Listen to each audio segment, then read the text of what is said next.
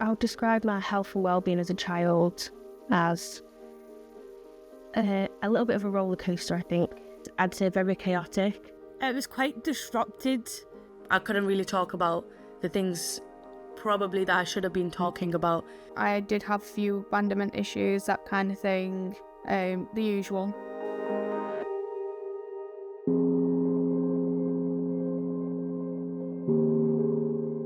As that young child moving on to a different environment, a new setting with new people, new faces, like even like that had a massive impact on me because I'm also autistic, and change for somebody that's autistic can be quite traumatising.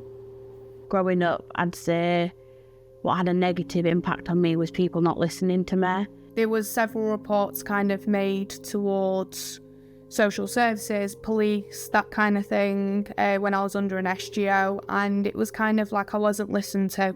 The stressful kind of situations that I was going through as a child, I didn't kind of know how to manage them, but I also was not confident enough to go out and seek help as well. I wasn't diagnosed with the mental health conditions that I've since been diagnosed with as a child. That was in adulthood, and I think that really had a negative impact on my health and well-being.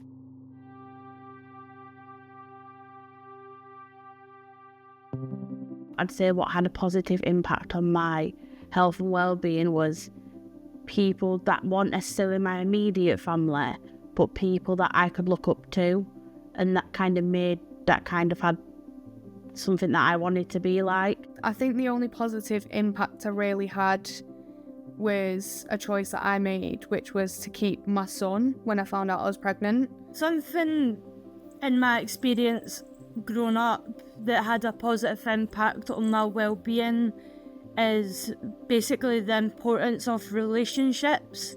I was involved in a participation group which was being involved in improving services, making a difference to children's mental health services, and raising awareness of mental health, and I think that gave me a sense sort of a purpose. I think what would have made a massive difference to me growing up is having someone who was on my side, that felt like was on my side, who could kind of voice what I was saying, but also someone who picked up on the things that I didn't say.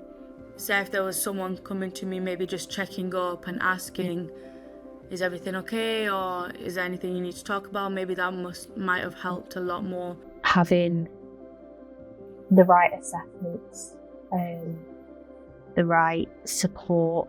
If I was listened to, then I could have probably been put into a safer environment.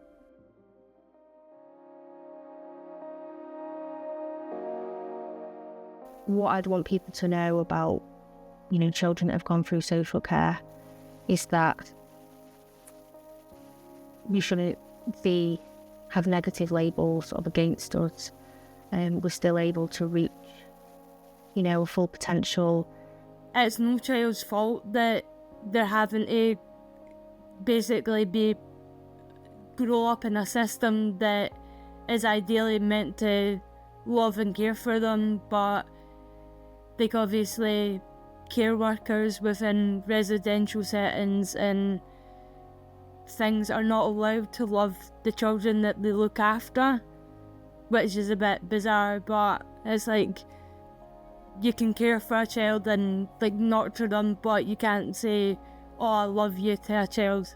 As a child, it's not easy to kind of bring stuff up, so as a researcher or as someone who's working in healthcare, if they're maybe bringing those topics up first, then it might be easier for the child to kind of talk about it after. If professionals did listen to what we were saying and actually listen to our voices, then I think you would see a massive improvement and a lot more interaction from care leavers and children in care. We are people, we're not cases. So you might see us as a number or just a name, but we are people with stories that are going to be impacted by this for a very long time.